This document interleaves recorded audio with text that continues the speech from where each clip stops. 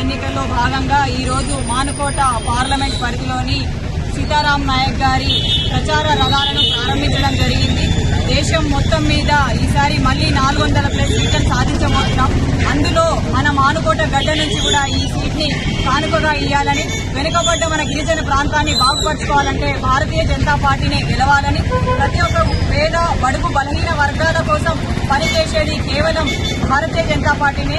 మొన్న చూసుకునేటట్టయితే మన మేనిఫెస్టో కూడా చూస్తే యువత, మహిళల గురించే, రైతుల గురించే ఎక్కువ ప్రాధాన్యం ఇచ్చింది. ఎందుకంటే నరేంద్ర మోడీ గారు ఒక పేదింటి బిడ్డ కాబట్టే పేదింటి వాళ్ళ బాధలు, కష్టాలు తెలుస్తాయి. అందుకే మనము మానుకోట గడ్డ చాలా వెనుకబడ్డ ప్రాంతము. మనము బాగుపరుచుకొని మన నియోజకవర్గాన్ని అభివృద్ధి చేసుకోవాలంటే మన ఇంటి బిడ్డ గొంతుగా వినిపించాలి పార్లమెంట్ లో.